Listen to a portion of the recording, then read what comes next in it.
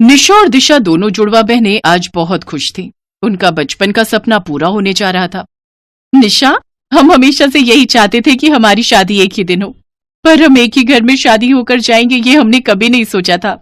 हाँ दिशा, तुम्हें पता है हमारी शादी के सारे फंक्शन एक ही दिन होंगे। हमारी हल्दी की रस्म एक साथ होगी। निशा, दिशा, जल्दी से तैयार हो जाओ, तुम्हारी हल्दी की रस्म का समय हो रहा है। दादी माँ बाहर बुला रही हैं। सबसे पहले माँ दुर्गा की पूजा आरती करनी है, उसके बाद तुम्हारी हल्दी की रस्म शुरू होगी। ठीक है माँ, हम दोनों अभी तैयार हो जाते हैं। सब मेहमान आ गए क्या? हाँ बेटा, सब मेहमान आ गए, इसीलिए तुम्हारा इंतजार हो रहा है। पता नहीं अंजलि, सौम्या, राधिका कहाँ रह गई? उन्होंने तो कहा था कि वो हमारी हल्दी की रस्म में आएंगी। निशा, तूने राधिका को क्यों बुला लिया? तुझे पता है ना कि वो तेरे से ठीक से बात नहीं करती है। मुझे उसका नेचर पसंद नहीं है। बाकी सबको बुला लेती। मैंने भी अपनी बहुत खास दोस्तों को ही बुलाया है, सबको नहीं बुलाया। राधिका का आना मुझे बिल्कुल अच्छा नहीं लग रहा।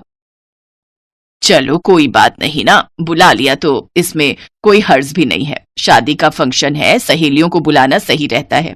माँ, मैंने उसे बुलाया नहीं था। मैं जब सबको इनवाइट कर रही थी तभी राधिका ने कहा कि मैं भी तुम्हारे हल्दी के फंक्शन में आना चाहती हूँ, मुझे नहीं बुलाओगी क्या? तो मैंने कहा जब खुद मुंह से कह रही है कि, तो मैंने बोल दिया कि आ जाना, पर मुझे नहीं लगता वो आएगी। वो बहुत घमंडी है। अमीर खानदान की लड़की है ना, उसमें बहुत घमंड है अपनी अमीरी का। निशा, दिशा, जल्दी से तैयार होकर आ जाओ, तुम्हारी सभी सहेलियां आ गई हैं। तुम्हारी दादी आवाज लगा रही है, मैं जा रही हूँ, तुम फटाफट से आ जाओ। निशा और दिशा दोनों पीले रंग के कपड़े पहनकर तैयार हो जाती हैं। दोनों जैसे ही बाहर आंगन में जाती हैं, दोनों देखती हैं कि उनकी सभी सहेलियां भी आ चुकी हैं, जिनमें राधिका भी है। मुझे पता था ये जरूर आने वाली है। मुझे तो इसे देखकर बहुत गुस्सा आता है। चल छोड़ ना, हमारी हल्दी की रस्म है, इसके चक्कर में अपना मूड खराब मत कर प्लीज। बहुत बहुत मुबारक हो निशा, दिशा, मुझे पता चला कि तुम दोनों एक ही घर में शादी होकर जा रही हो। कहीं ऐसा ना हो तुम्हारे दोनों के पति मेरा मतलब है निशा को दिशा और दिशा को निशा समझ ले और तुम्हारी अदला बदली हो जाए। ये बेवकूफी वाला मजाक तुम्हें अभी करना था क्या? तुम इसीलिए आई हो? अरे कोई बात नहीं दिशा, वो हमारी मेहमान है। चलो दादी माँ बुला रही है, हम माँ दुर्गा की पूजा कर लेते हैं। आओ बच्चों, माँ दुर्गा का आशीर्वाद लो। उनके आशीर्वाद से सारे दुख दूर हो जाते हैं और सारे काम सफल हो जाते हैं। माँ दुर्गा से प्रार्थना करो कि तुम्हारी शादी सुख शांति से संपन्न हो जाए। ये देखो, ये हल्दी तुम्हें लगेगी। निशा दिशा के घर में माँ दुर्गा की बहुत पूजा होती थी। उनका अलग से छोटा मंदिर भी बनाया हुआ था। निशा दिशा माँ दुर्गा को प्रणाम करती हैं और उनका आशीर्वाद लेती हैं। उधर राधिका के मन में कुछ और चल रहा था। जितनी मर्जी माँ दुर्गा की पूजा कर लो, तुम्हारी हल्दी की रस्म तो मैं ठीक से पूरी होने ही नहीं दूंगी। निशा, तुमने मेरे बॉयफ्रेंड को अपना बनाया। मैं रोहन को चाहती थी, पर रोहन ने मुझ जैसी अमीर लड़की को छोड़कर तुम्हें चाहा। ये मैं कभी बर्दाश्त नहीं कर सकती।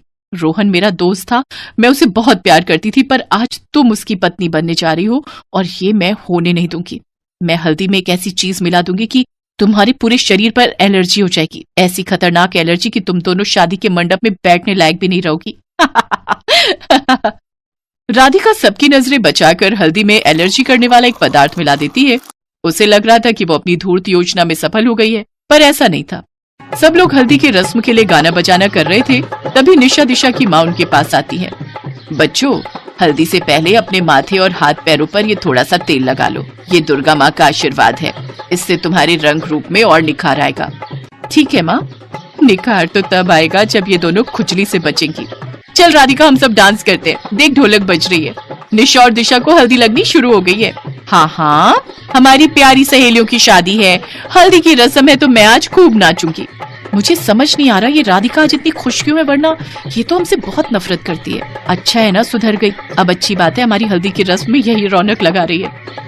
निशा और दिशा ने वो तेल लगा लिया और हल्दी की रस्म शुरू हो गई। राधिका देखती है कि निशा और दिशा पर तो उस एलर्जी वाले पदार्थ का कोई असर ही नहीं हो रहा जो उसने हल्दी में मिलाया था। वो दोनों तो आराम से बैठी हुई थी।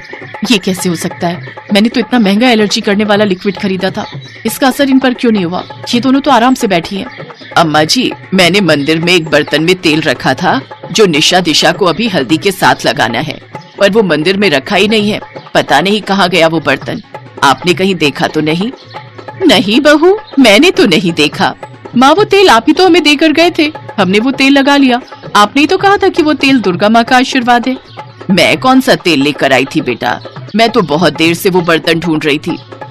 माँ, अभी थोड़ी देर पहले जब हल्दी की रस्म शुरू होनी थी तभी तो आप देकर गई थी। ये रहा वो बर्तन।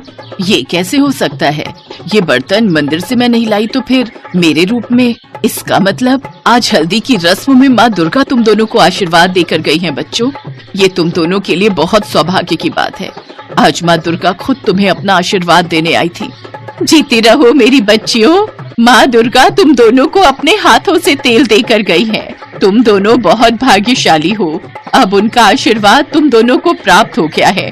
देखना अब ये शादी भी बिना किसी रुकावट के संपन्न होगी उनके आशीर्वाद के साथ। राधिका घबरा जाती है और मन ही मन माँ दुर्गा से क्षमा मांगती है। माँ दुर्गा मुझे माफ कर दो, मुझसे बहुत बड़ी भूल हो गई है। मैं अब कभी भी किसी से नफरत नहीं करूंगी। मुझे पता है मैंने नफरत में आकर आज निशा और दिशा को नुकसान पहुंचाना चाहा, पर आपने अपनी शक्ति से उस लिक्विड के असर को खत्म कर दिया जिससे निशा दिशा के शरीर पर एलर्जी हो सकती थी। मुझे माफ कर दो माँ, अब मैं ऐसा कभी नहीं करूंगी।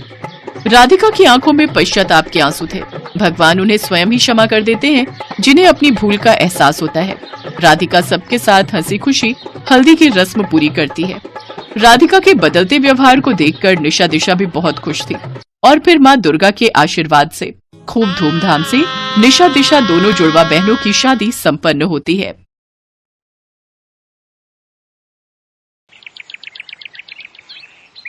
उर्मिला देवी के 3 बेटे थे।